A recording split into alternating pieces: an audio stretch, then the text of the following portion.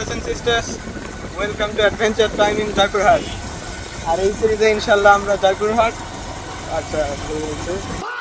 জয়পুরহাটের সবচেয়ে এক্সাইটিং জায়গাগুলো এক্সপ্লোর করব। স্পাইসিরা ভাই লাগাও টান।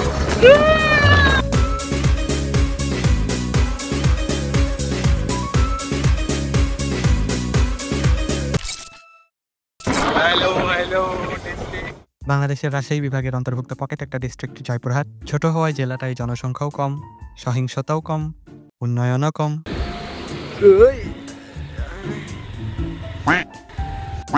এটা কি সামনে কাদা কাদা। আহারে আমাদের প্রথম গন্তব্যস্থল কালাই উপজেলায় অবস্থিত হিস্ট্রিক্যাল একটা landmark, famously known as Nandail Dighi, যা জয়পুরহাট থেকে প্রায় 19 কিলোমিটার দূরে অবস্থিত। তাই আমরা সকাল সকালে এই কালাইয়ের উদ্দেশ্যে চিকেন বিরিয়ানি খেয়ে যাত্রা শুরু করি। বাই দ্য ওয়ে স্পাইসিরো, থ্যাঙ্কস ফর দ্য ট্রিট ভাই।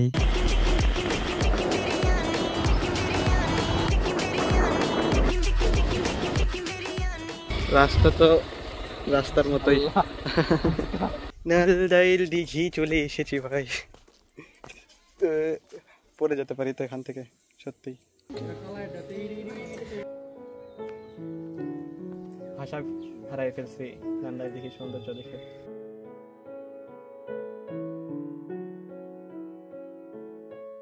নান্দাইল দিঘি অ্যাকচুয়ালি রাজা নন্দলাল বানাইছেন, বুঝছো? 60 একর আয়তনের একটা এরিয়া এটা। আর বানানোর রিজন ছিল 1610 সালে করতোয়া নদী খোঁড়া হয়, তার ফলে এই এরিয়ার যত পানি ছিল তা পুরোপুরি করতোয়া নদীতে চলে যায়। তার ফলে এখানে খরা দেখা দেয়, আবাদি জমির পানির অভাব সৃষ্টি হয়। রাজা নন্দলাল ডিসাইড করেন যে এই এরিয়াতে একটা দিঘি তৈরি করলে সেই সমস্যাটা সমাধান হবে। অনেক রোদ অ্যাকচুয়ালি আজ।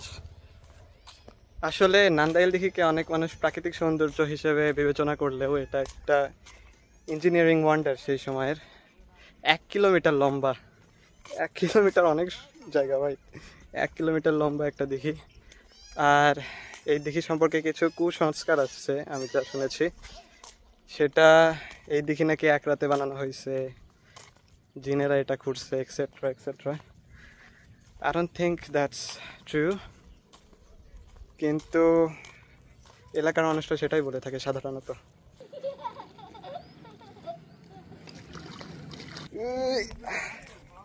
ভাই তোমাদের বাড়ি এখানেই নাকি?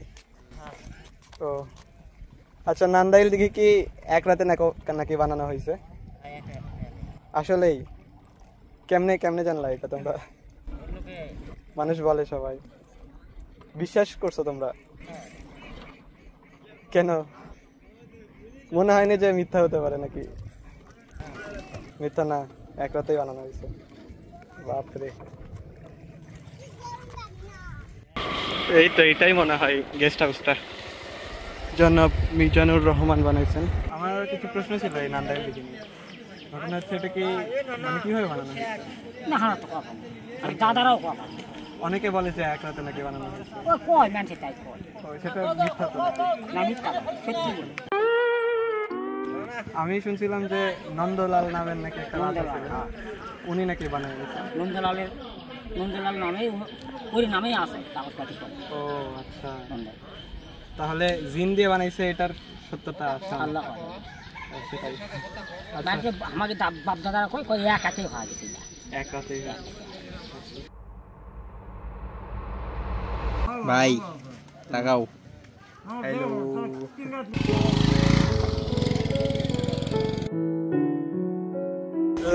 সানগ্লাসটা চোখে দিয়ে। আরে ভাই, আমাদের দ্বিতীয় গন্তব্যস্থল জয়পুরহাট সদর থেকে 9 কিলোমিটার দূরে খেতলাল উপজেলায় অবস্থিত আচরাঙ্গা দিঘি, যার উদ্দেশ্যে আমরা অলরেডি রওনা দিয়ে দিয়েছি। আর এডিট করার সময় রিয়েলাইজ করলাম মানুষ হিসেবে আমাদের ডিসকাশনের টপিকগুলো কতটা বৈচিত্র্যময়।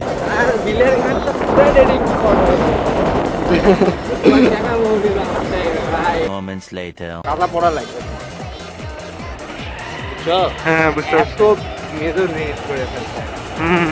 Moments later. ও ভাই, আমাদের যাত্রা বিরতির প্রয়োজন পড়েছে। আরেকটা মজো খাওয়ার সময় চলে এসেছে। বাংলাদেশের 1 নাম্বার ব্রেভারেজ মজো।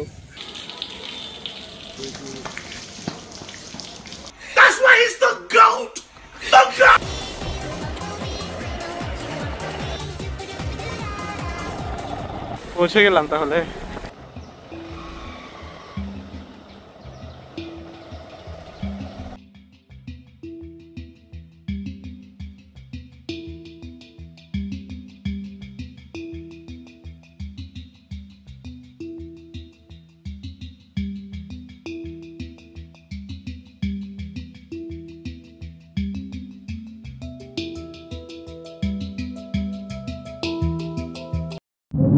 ফাইনালি আচরাঙ্গা দিঘি চলে এসেছি। আচরাঙ্গা দিঘি অ্যাকচুয়ালি নান্দাইল দিঘির চেয়ে সাইজে অনেকটাই ছোট, কিন্তু সৌন্দর্যের দিক থেকে আমার মতে অনেক বেশি সুন্দর তুলনামূলক। কারণ নান্দাইল দিঘি অনেকটা মানব সভ্যতা অ্যাডপ্ট করে নিছে আশপাশের মানুষরা, কিন্তু এখানে পুরাটাই প্রাকৃতিক হলেও এটাও ম্যানমেড। কি সুন্দর ভাই! এইটা নান্দাইল দিঘির চেয়ে অনেক বেশি পুরাতন। এটা বানানো হয়েছে 817 খ্রিস্টাব্দে, অর্থাৎ হিজরি সন শুরু হওয়ার প্রায় 200 বছর পরেই এই দিঘিটা বানানো হয়েছে। তৎকালীন রাজশাহীর তাহেরপুরের একজন রাজবংশীয় জমিদার নাকি রাজা, I am not sure actually, ওনার নাম ছিল মৌনভট্ট। মৌনভট্টের সময় এই এরিয়াতে খরার সৃষ্টি হয়, সেম কাহিনী ওই নান্দাইল দিঘির মতোই। আর এইটার এরিয়া মোটামুটি কত 26 একর। এটা অ্যাকচুয়ালি অনেক ঐতিহাসিক একটা জায়গা, কারণ প্রথমত 1000 বছর পুরাতন, দ্বিতীয়ত 1992 সালে এটা পুনর্খনন করা হয়। তখন 12টি ভিন্ন ধর্মীয় কিছু মূর্তি পাওয়া যায় এখানে একটা খাল আছে, সেই মূর্তিগুলো এখন বাংলাদেশের বিভিন্ন জাদুঘরে রাখা হয়েছে। তো জয়পুরহাটকে আমি যতটা সাধারণ মনে করতাম ততটা সাধারণ না। এটা অ্যাকচুয়ালি অনেক ধরনের হিস্ট্রি জড়িত আছে জয়পুরহাট জেলার সাথে, তার বিভিন্ন উপজেলায়। তো এখানে আসাটা ওয়ার্থ ইট আই গেস। এখানে বসারও জায়গা করে দিছে। আর ক্ষেতলালের নামকরণটা অ্যাকচুয়ালি এই দিঘির সাথে জড়িত। হতো কি, এই দিঘি থেকে পানি নিয়ে যখন ধান চাষ করা হতো, আমন ধান চাষ করা হতো অগ্রহায়ণ মাসে আই গেস, তারপর সেটা পেকে যেত, লাল বর্ণ ধারণ করত পৌষ মাসে। সেই লাল বর্ণ ধারণ করাতেই সেই ক্ষেতটা লাল হতো, সেই জন্য ক্ষেতলাল। নান্দাইল দিঘির মতো কেন জানি এই জায়গাটা অতটা ফেমাস না ফর সাম রিজন, কিন্তু আমার কাছে মনে হয় ঘুরতে চাইলে এই জায়গাটা ঘোরাটা বেশি ওয়ার্থ ইট। সৌন্দর্য দেখার মতো, মনটা জুড়ে হয়ে যাবে সৌন্দর্য দেখে। আমাদের তৃতীয় গন্তব্যস্থল জামালগঞ্জ রোড দিয়ে বিলেরঘাট নামের একটা জায়গায়, and behold one of the most beautiful road I have ever seen. এরকম গান লাগাতে হবে, দূর হতে আমি তারে স্বাধীন।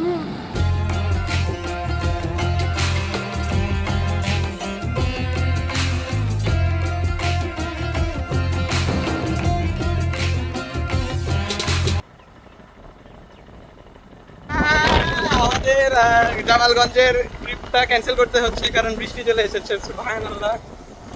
আর তাই আমাদের ফোনটা এখন ঢুকাতে হবে। তবে বৃষ্টিটাও এক ধরনের অ্যাডভেঞ্চারের ফিলিং দিচ্ছে।